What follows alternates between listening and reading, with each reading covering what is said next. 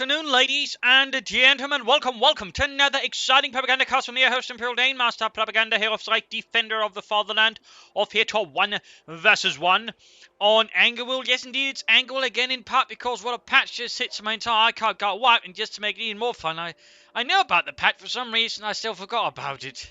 That is, I read about it, understood it, and still forgot about it within the same span of roughly 24 hours. So while I had a replay actually prepared to sort of cast, for some reason I had factored it would be get wiped as well. So I was kind of like, oh no, I made a mistake. So this is rather what to do. Not a bad fight, but you know, still Angerwill, so there might be a bit too much there for some players.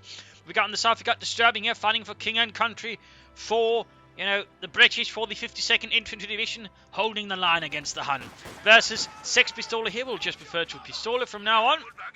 Fighting for Germany, Deutschland, and the 9th Panzer Division. And we got Fortification, Spec Ops, and Breakthrough versus Royal Engineers, Mobile Assault, and Special Weapons. A rather usual combo there from the British. Similarly from the Oberkommando West. No bulletins though there for Disturbing. As for Pistole, it's all infantry all the way. Volksgun is heading eastwards, Kubelwagen and Sturmpanzer is heading westwards, and we got here focus from Disturbing on the east with the sections, laying down sandbags. Come on, Alf, do it harder. How can I do it harder? It's sandbags, just lift them harder. Be a man. Well, why don't you shut up? I'm your sergeant. Meanwhile, Vickers moving up to occupy the corner house. Half decent position, but keep in mind, anyone with a safe incendiary grenade could pop it over the hedgerows, causing a bit of trouble there for the Vickers inside. But he's pushing up further up east here. Folks with the sandbags of their own there to cover the victory point in the west. We've got the Kubelwagens moving up there, and we got a third section for Disturbing, indicating a slightly heavier to one than usual from British. Most British players will only go for 3 units before taking up. Maybe a universal carrier, but that's about it.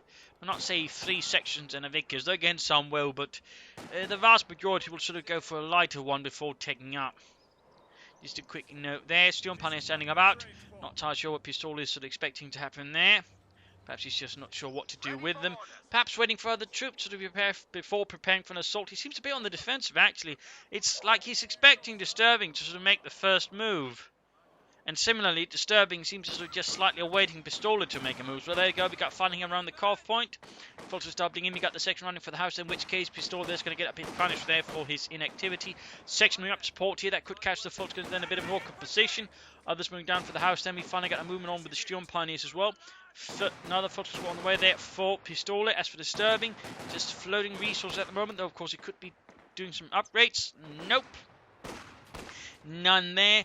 Going for the victory point. Their section retreating, having surrounded by dastardly Germans. And there you go. It is now take up time here for Disturbing. Moving upwards the Tech 3. Pistole there going up for the truck, planning a road trip there to the next tier of it as well, his zone. Section then engaged, slowly surrounded here by German infantry as the Volksgunners advance. They'll soon have to fall back here lest they fancy getting a run there and annihilated. Section down there to one man, Sturmpans wanted up. We got another section covering here that might have to fall back as well here. Because not supporting his men actively, meaning of course while he is keeping this very secure, he's not pressuring the Germans as much as he can. And occasionally it can be better instead of just keeping a particular vital point guarded to use your machine gun, for example, in these cases, to support your infantry more actively. You know, pressuring the Germans further and pushing them back, well, whatever you're doing. I mean, the same rules applies to 50 calibers, Maxims, MG42s and MG34s. Just, you know, sometimes it's better to use it more actively against your opponents or try and push them back, in particular if you do plan on playing a bit aggressively. Section a bit of trouble. We got double sections moving westwards there, while one section is getting absolutely swarmed by German infantry. The Field Greys advancing in the west here. We got section versus sappers versus Kubelwagen actually. Here reinforcement done. Section moving up. They might be going straight for the CoH point to try and draw back Pistole's tendrils of the Reich there to defend his own territories, his vital CoH points, and maybe allow him to sort of quickly grab this one without much of a fight. Though so far, Pistole seems not particularly interested in that there. Sappers pushing back the Kubelwagen with Sten gun in hand. Battered base reinforcement going on, or should be going on there for Disturbing up here. CoH point has been secured and cut off, meaning he can't get anything out of the resource in the west.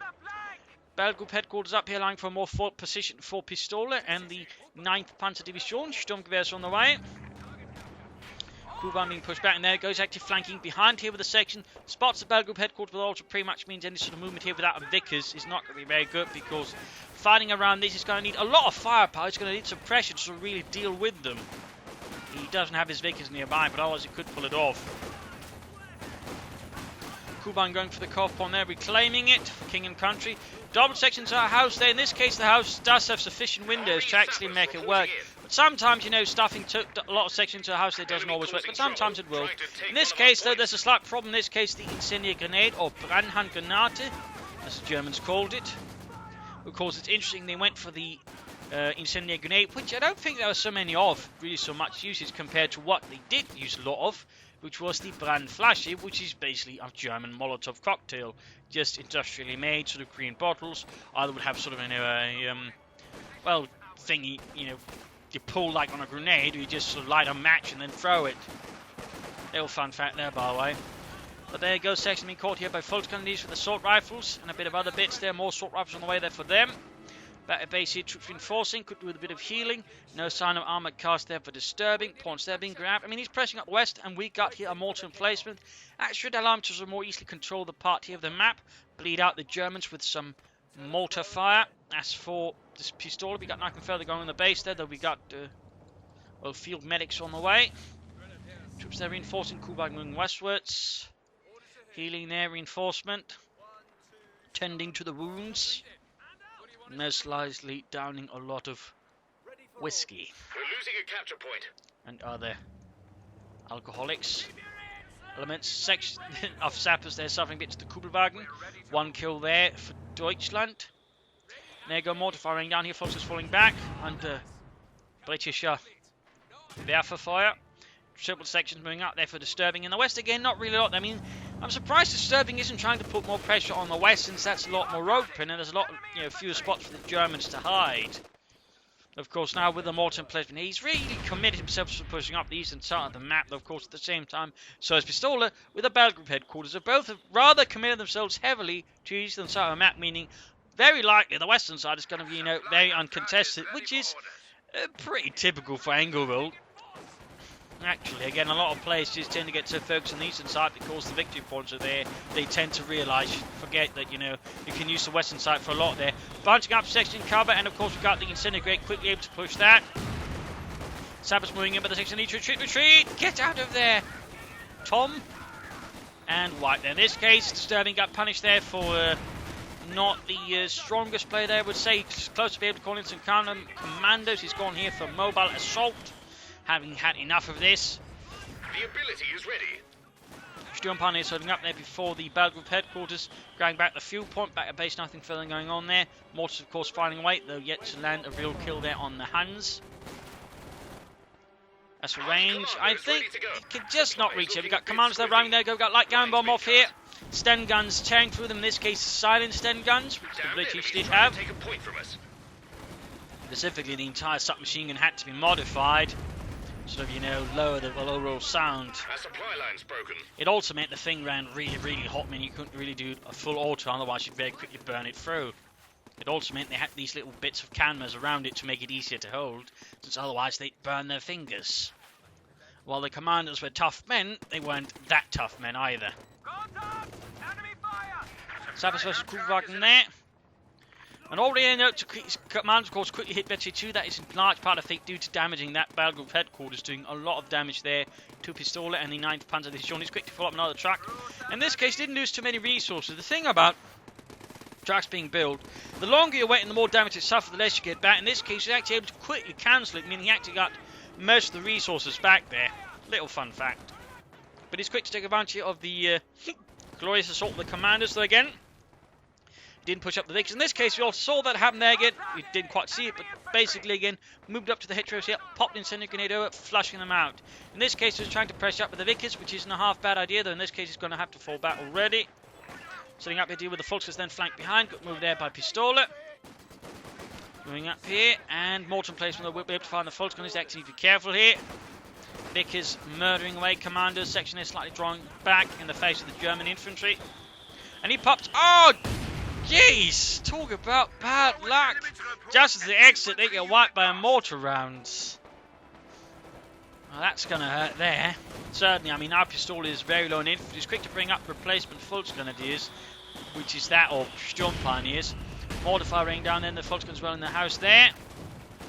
Just enough range there, and he's popping a smoke grenade to get closer there. Again, reminding here, it's only light cover these smoke grenades provide, so it's not like he can't be shot at, it's just going to be less likely to be hit. Still doing some damage to the commanders, though he has to be careful not to extend them completely. I mean, they are already veteran 2, and losing them would be quite a loss there for Disturbing and the 52nd Infantry Division. The West truck moving up there, bit of pressure in the West again. Disturbing, never really making any big pushes in the West against Pistole. There's nothing sort of really huge there, no real big infantry push there, no commandos, it's mostly against here. Perhaps a small case of tunnelation there for Disturbing. Vickers then needs to retreat as well, or he just needs to pull back. His men have been pushed far beyond their limits. Most of them, in fact, are dead because of that. Only a few survivors. Take up there for the Disturbing. He could quickly move towards armour despite the few losses they suffered. The British overall do have some of the lower tech costs, meaning even if you do deny them some fuel, and they can still sort of rapidly get out tanks. The new company command post is ready. So there you go, pushing again for the CoH point. We got a Schwerpanzer quarters being set up to cover the fuel point. Not bad, but again, if Disturbing catches onto this and just gets out a single tank, he could very quickly lose the Schwerpanzer quarters. That's some of the risks there when you sort of set up Schwerpanzer quarters like that. It rather depends a lot on your opponent not realising and then proceeding to counter it hard. And again, a single crumble here, maybe support by an anti-tank, it could cause a lot of trouble here for Pistole because again, it's very much isolated on its own in the eastern side of the map here. Artillery there against the section. Not against the section of Germans. Sappers wiped out finally there. Basically, Disturbing Slack couldn't last that long. Again, when he didn't make any sort of, more consistent pushes there, but just sort of very, very light with no real support there. The cool one can largely do the trick on his own. Moving up here again, and again, going to move up here to the hedges, I imagine, and pop over an incendiary grenade. Hey Jürgen, I want to throw it now. No, I am the Unteroffizier. I get to throw it. It looks like Disturbing here realizes, oh wait, maybe it's, best to get out of there. Once he actually sees the Germans there, go pops back. Bit more of a feint there. And there we go, folks retreating as I see a bunch of very surly Irishmen advancing. Weapons drawn. Vickers section moving against the Sturm Pioneers in the east. Trying to defend the fuel point there. Falling back though quickly, the Vickers in this case can't hit them. Harry, it might help if we, set up within our line of fire. Commandos, he's basically, I think, hoping for them to move up there, try to rush the building, and then gun them down up close. A bit of a risky strategy if, that is, Pistole noticed a bunch of men hiding in a pair of bushes, and then, of course, not appearing out of them again. That's usually an indicator someone's hiding there. In which case you blow it up just like Monty Python taught you. Sturm Pioneer slowly taking damage. He's slowly approaching there, the ability to call in Cromwells. He could call in some commandos here, though at the same time he has to be careful not to go too heavy on the infantry either. Moving up here, commandos unmoving there. They have become one with the shrubbery.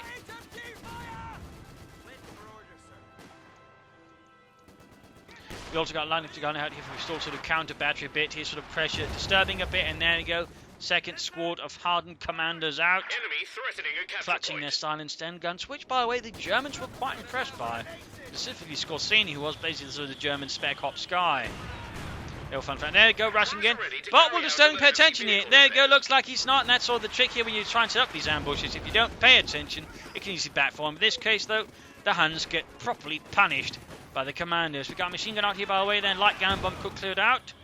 The thing about the light cannon bomb is basically sort of a percussion grenade, in this case it has a timer, but also basically sort of an adjustable grenade that is you sort of determine, what you want to do with it by putting an X amount of plastic explosives in it.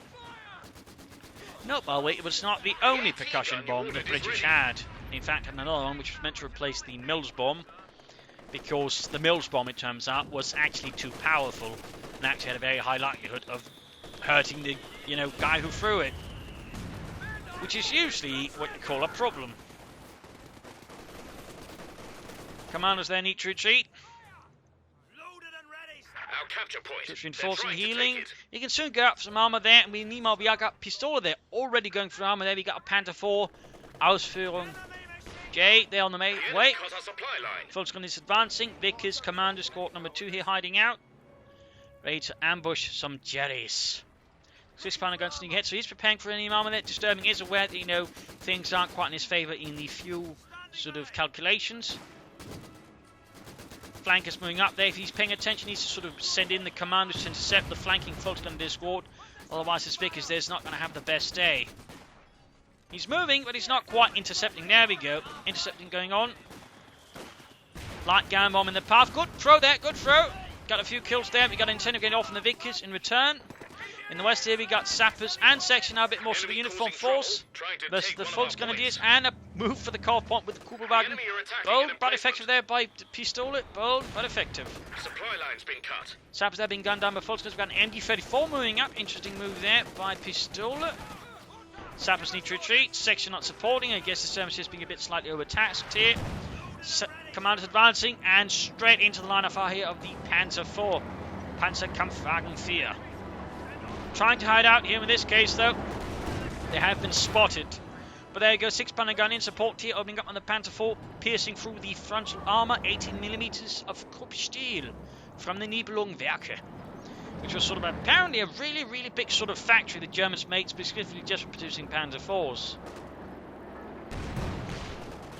I don't know anything beyond that, and even that last bit there with sort of huge factories specifically made for it is not sort of a detail that's sort of found easily. There's not really a lot of details on it, at least from what I could sort of immediately gather. But it's time here for the mid-game analysis, as sort of an assessment of the situation here. Damage-wise, Pistole's ahead. Kills-wise, he's also, well, both points he's behind disturbing there, so that's a bit, disturbing. Ha ha ha ha. In some sense, in particular, considering that disturbing is the one operating with smaller squads. So, well, not too far off there still. But, nonetheless, Pistole should be a bit worried about that, really. In terms of army value, they're actually surprisingly close, but the Pistole, though, has had a slight edge there, again, to be able to control the fuel point, make a bit more use of it at times as well, there, I think. Though, of course, also the fact there that Disturbing, I think, has been too focused on the east, not so much in the west. Hasn't been able to, I think, fully utilise, some of the strengths of his forces there, rather than allow himself to caught up in engagements that don't always quite favour him there versus Pistole. And, of course, that also means there's been more resources for him, I think. Though it doesn't help. I mean, he's been flooding a bit there, though Pistole has also been flooding a bit sort of consistently. Points held on hand, again, we can sort of see where the big advantage is, and of course also explains a bit the casualties for Pistole. He's had to suffer a bit more for it, though, again. At the same time, the west side of the map, again, hasn't really been contested a lot. And again, that's sort of one thing you always have to keep in mind. You can't just allow an entire half of the map, go freely to your opponent. And again, Disturbing hasn't really ever tried to make any big pushes there, and I do think that's a bit of a failing. I mean, sometimes your opponent has an entire, half of the map. Maybe try pushing there sort of hard. And in particular on a map like Anger, well, you can utilize this, push hard here, and then sort of use the momentum to flank behind here and go for the points here. That could have been something he could have done. Instead, he's rather, tried to stubbornly stick to this part of the map, which is fair enough, but at the same time, hasn't contested this, allowing Pistole to gain, a nice resource advantage over Disturbing. And he's even got this here, though, of course.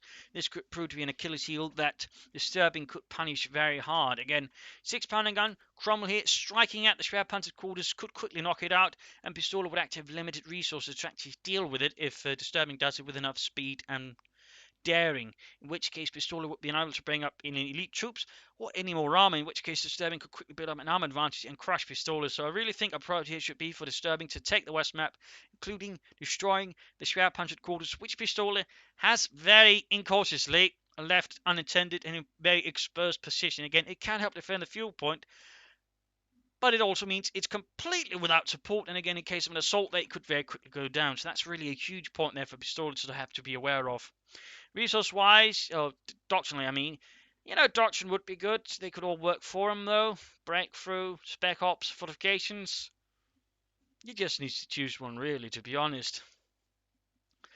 I mean, otherwise, otherwise not so much as there for Disturbing, though. Just, take the West, try to less attacking head-on against some players can really just get cut off in that pattern of just head-on, head-on, head-on.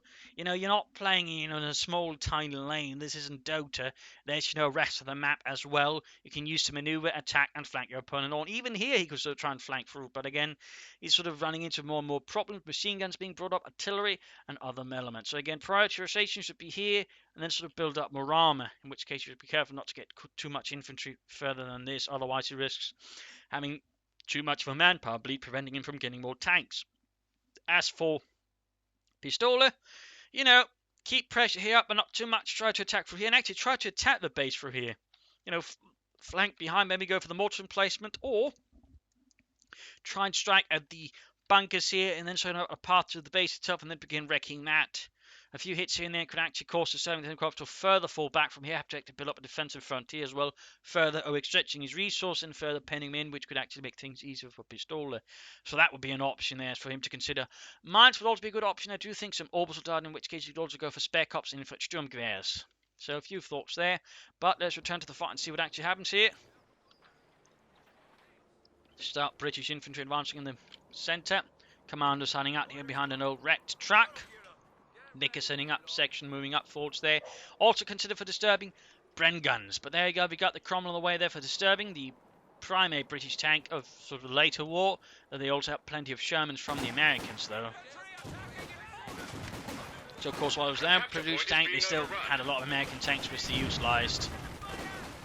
In part because they couldn't produce enough themselves. And there was also the Sherman that was used by the Commonwealth allies like the Canadians and so on there. Folks are moving about here, commanders advancing. Bit risky there. Again, there's a Panzer force. I'm not entirely sure why he's sending in his commandos alone into what is known Panzer territory. In this case, forced to fall back. That assault did not work out. What's going to do is they who managed to somehow find themselves behind enemy lines will quickly push back. Cromwell almost done there for disturbing. And the 52nd Infantry Division. Cromwell out there. Got the tank commander on the way.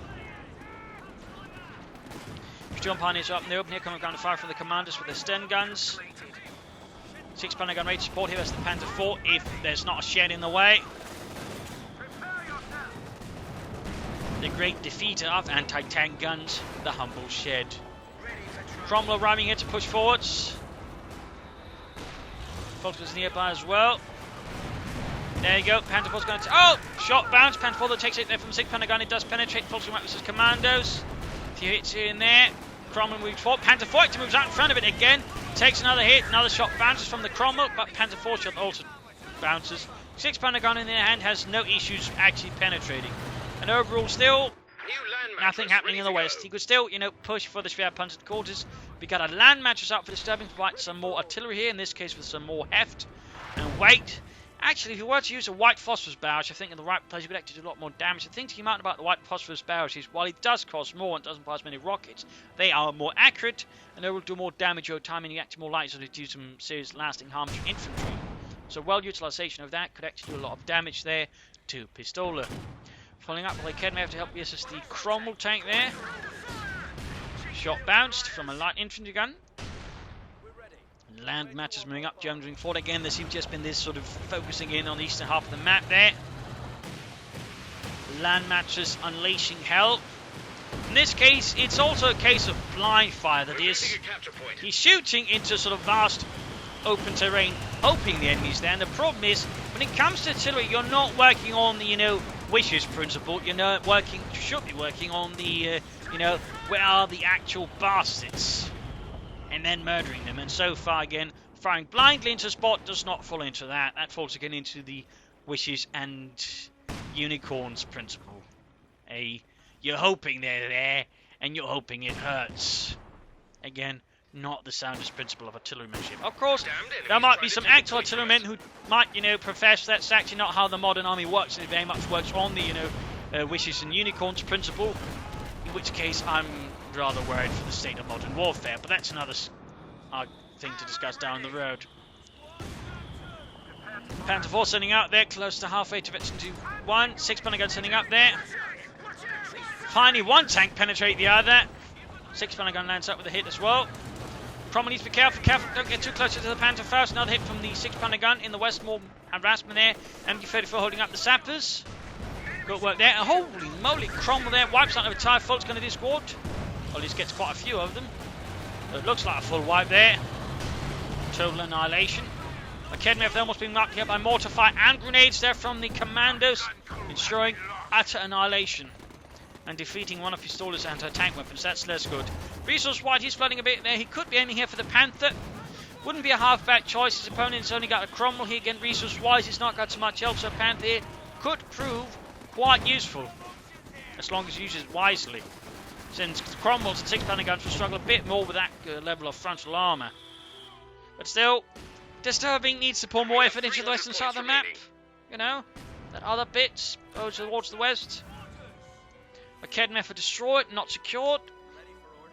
And still no sign of weapon racks again. I really would love if Disturbing were to get some Bren guns out. Would make it much harder for the Pistole to operate his infantry as he wants to. Fresh sandbags going down there. And we got here some vehicle crew repairs. Vickers under fire from the light infantry gun, which keeps blasting away. And we got another Fult's gun assault from head on.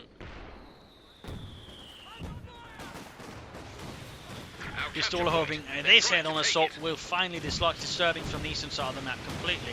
And again, back to the Wishes and Unicorns. Artillery barrage style again, not waiting for the enemy to attack and then launching an artillery strike into the path of attack, hoping to destroy them that way. I mean, he's getting some kills, but the problem is most of the kills he's getting are medics. And they don't cost anything to replace. If they did, not half bad then, but the problem is they are free to replace, in which case he's just wasting rockets and time. Third commander squad holding, now that's a bit excessive there again. That's a lot of manpower he's got on the field there. And again, he doesn't need more manpower, he needs more stuff that can kill the tanks and the Schwerpanzer quarters, which would then open up the western fuel point for him. Meanwhile, Pistole here is going for the Panther. At that point, Disturbing's really lost out on an opportunity to destroy the Schwerpanzer quarters, thusly prevent a Panther from hitting. That's really something they need to be careful about. Mortar fire out there. Closing in eventually 3. Fultz goes out in the open, taking hits from the Cromwell. Panther almost done. Light infantry gun blasts away, closing in eventually 2. And we almost got that Panther done. There we go, Panther out. And while, you know, they designate this one as a Model J, they don't tell you what model the Panther is, in which case I can tell you it's the Model A Panther. Specifically, you can tell it from the exhaust pipes, but also the fact it's not a Model G because A, there's a driver's vision slit on the front. The Model G, so that one removed, which was sort of the last model of Panther. Plus the gun mantlet is also curved, whereas the Model G had a slight sort of chin, if you will, to sort of prevent shots from bouncing into the top of the tank. There you go, Cromwell under fire from Panther and Panther 4. 6-pounder gun gets good hits there. Cromwell also penetrates the Panther's front. Has trouble with the Panther 4, but the Panther, no problem. In this case, RNG. There again, statistically, it's I think less than 50%. 52 then, the 6-pounder gun jam following up for the assault of the Panthers. Good work there by Pistole. Again, some players just rush in the tank for that support. But in this case, Pistole did have infantry actually working with his tanks. In this case, though, there was a lot of other things that were working with him, preventing him from actually pushing through. But, you know, good work there. And meanwhile, Panther being prioritized there for fixing. Good work. Less damage and able to harm the Tommies as well. Also, quick note on in-game Panthers, the Ober Commander West one is slightly different from the Wehrmacht one because it actually has more accuracy on the move, which helps a bit, but also the machine guns mod do more damage than the Wehrmacht Panther. Plus, of course, the whole veterancy bit, having 2 more levels, which means active veterancy 5 Panthers pretty mean. But the Wehrmacht does not get access to veterancy 5 Panthers. But that might make Wehrmacht Panthers a lot more attractive if they did. The new engineer section is waiting for orders. Command to be engaged by Fultz Grenadiers. Enemy threatening a capture point. Our land matches unleashing hell there. And again, Wishes and Unicorns. Wishes and Unicorns. Again, he's just firing blindly there, hoping to hit something. Panther rushing forward to straight for British lines. Avoiding the anti-tank gun, engaging the Cromwell here. Panther 4 not supporting this, is getting a bit risky, but at the same time, versus the British, he doesn't have to worry about snares, so he can operate a bit more freely here. In this case, the Cromwell's desperately trying to get away, but instead of trying to stay around the 6-pounder gun, which is now by its abandoning, allowing Pistole's falling, got Infantry to wipe it out there. I mean, he's basically pulling away the Cromwell further and further away from any anti-tank asset, pretty much signing the Cromwell crew's death warrant. Trick, isn't it? Troops there marching straight to the Vickers. 6-pounder gun somehow survives. Panther pulling back there. Commanders pulling away. Noting, by the way, I do believe the active managed to previously seal an MD-34 there with the Commander squad, though we did miss that, doing some of the arm engagements here. Panther 4 moving up. Off slowly closing in their objections to 2, which does give it more accuracy. And overall making it much more lethal versus infantry. Sappers Commander section pushing forward today again, just a bit too much focus on the eastern side and just head-on assaults, not even again trying to use the paths here for any sort of greater movement. In this case, without anti-tank, they're a bit screwed versus the Panther 4 and the Panther. Grenade off against Fox, actually getting off a lot of damage. They're actually killing numerous of the Pistole's infantry. The problem is just he's got 2 tanks and only 1 anti-tank, and now to stop them. Manpower-wise again, he's actually got so many troops, he's bleeding out so much he can't get anything. Otherwise, he could have, at this point, probably gone out of Firefly, which could have helped us, the Panther and the Panther 4. But again, the excessive manpower bleed has now put Stone in such a position he can't even get, you know, hard counters for the Panther and the Panther 4 in the form of the Firefly. And the Firefly really, you know, counters the Panther hard, since, well, it does more damage per shot and has the same rate of fire. So, right now, Disturbing has managed to put himself in a very awkward position. And Pistole has rather got a leading edge here with the Panther and the Panther 4. Panther moving westwards in the southeast Commando machine gun section, they're growing points. Troops reinforcing, I imagine. Oh, he's finally going for the weapon racks. It's just too little, too late, which sort of happens to be in many cases when some players finally decide to try something new. It's when everything is already going south, which always I find somewhere it's sort of deeply amusing and also slightly tragic. Threatening a capture point. There we go. Be able to go now. Dr. Knight needs a breakthrough there for Pistole, calling up some Panzer facilities. No Obersoldaten though. That's a shame. MT-34 versus the Panther, that's a lopsided battle. Come on, Harry, shoot it! What am I going to do with it? Just shoot it! Why? I don't know, it might make me feel good. Quick incendiary grenade versus section. Eastern side is rather collapsing here. An emplacement is being attacked. MD-34 in a bit of trouble here, commanders need reinforcement. Sections, and there you go, he's actually gone for a lot of Piats now, even on the commandos. He's basically so desperate there, he's just lobbing in as many Piats as he can to sort of try and that way deal with Pistole's armour. Good lord. I mean, that's basically, again, due to the severe manpower bleed, he has to go for Piats. Enemy causing trouble, trying to take one of our points. Panther versus sections there. Supply line's been cut. Panther 4 falling back. We got commanders creeping up. They're looking to possibly catch them units, then wipe them out. Land match are setting up. Alright, he's blasting away again. And this time, he's really got no excuse. He knows they aren't there. He just should have seen it with his commandos. Yet somehow, he still ends up firing, and he's just trying to strike with the battle group head. Of course, that's not going to be effective with the land matches. Good lord. Not entirely sure what Disturbing is thinking there at this point. Certainly seems like he's gone slightly off the edges.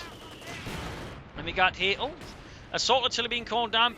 Mortar emplacement almost down as well here. And it's right around here, the calf point. So we called around sort of the area here. Panther moving in. Sending a grenade versus section there. Land mattress rocket artillery crew been killed. Land mattress crew dead. Cleared out here by Fox Grenadiers. Sabs there taking hits from the artillery. Raising up the emplacement. A lot of commanders out there from Disturbing, just Not enough armour. He's actually got plenty of fuel at this point, but again, the manpower is just as easy. Holy moly! Exposed to the edge of the Piets, and just two of them take out, well, a fat chunk of the health that you might notice, and that's the thing about the Piets. They're hard to aim, but if you can actually land a hit with them, they can do a lot of damage. And in that regard, they do more damage than most other stuff like Panzerschrecks and such. A lot more. Well, not a lot, but, you know, notably more nonetheless. Had that been a Panzer IV, for example, that would be down to half health. Commanders obviously got help by the advancing Panzer forces, but at this point, disturbing is, well, kind of broken. He's not really got a lot left here to assist Pistole with. Again, he's not really got enough armour. Infantry-wise, again, he's just bleeding up constantly because of the tanks his opponent's got, amongst other things. MD-34 setting up, their troops falling back.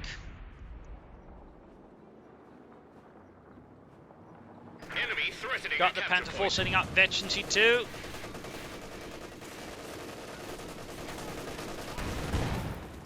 Wiping up half the commando machine gun crew there, leaving them quite dead. 70 kills in the Vickers, that's not half bad, by the way. Heavy machine gun crew killed. Machine gun crew wiped out, leaving something for the Germans to reclaim. Commando, Piet troopers and section Piets under fire there. Panther moving up, Panther 4 firing away. Got Piets firing, but none of them really hitting. Bad luck there for disturbing, though again they do need to be a bit half close there.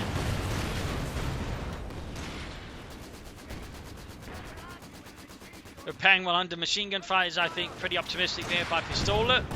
Wipes the big veteran machine gun. 6-pounder gun shoots at the Panther. Fails to penetrate. And that disturbing leaves. Game over there. Victory for Germany and the 9th Panzer Division. A loss here for the 52nd Infantry Division. You know, brutal battle, a bit sort of close up. And again, I think sort of just highlights again, you know, how important it is to remember there's another half of the map there. Again, some players get very much caught up in tunnel vision and sort of just keep playing down one specific lane without really trying to maneuver. And even then, you know, he could have tried to attack through here many times, but again, he was in his assistant attacking through here the small sort of set of houses, which overall sort of allowed to be slowed down and sort of, you know, dealt with sort of more nicely. Again, had he tried to apply more pressure on the western side, he could have slowed down Pistole's resource advantage and, you know, knocked out the Schwer Panzer quarters. So definitely mistakes, I think, by disturbing. Plus the heavy infantry emphasis, including a lot of elite infantry. And again, while I'm not saying you should go for a bunch of them, the problem is we go for two so much that you can't call up any armor. That's basically where it becomes a problem. That's basically what happened there for disturbing as well. He just hit so much there it became a problem. Finally, also not upgrading his men with weapons soon. That just went to, you know, panic Piet out there. Didn't help on that. And of course, the artillery there just being utilized in a very inefficient manner. There's a lot of room there for disturbing to improve. Pistole, I think, on the other hand, nice control of the map there. Good use of armor. Infantry, nice flanks. And overall, you know, it wasn't really that challenged too much either. Of course, there's limits to what you could say he did well. But, you know, he made decent use of his armor, and overall, I think, took good advantage of that Panther versus disturbing. So there you go. Hope you enjoyed this match, learned something from it, gave you different matches. If you did, one, subscribe, tell your friends, share it with everyone. If not, send in replay parts and feedback in the comment section. This is Imperial LinkedIn. Cheers. Thank you all for watching. Hope to see you all tomorrow for another exciting episode. Bye.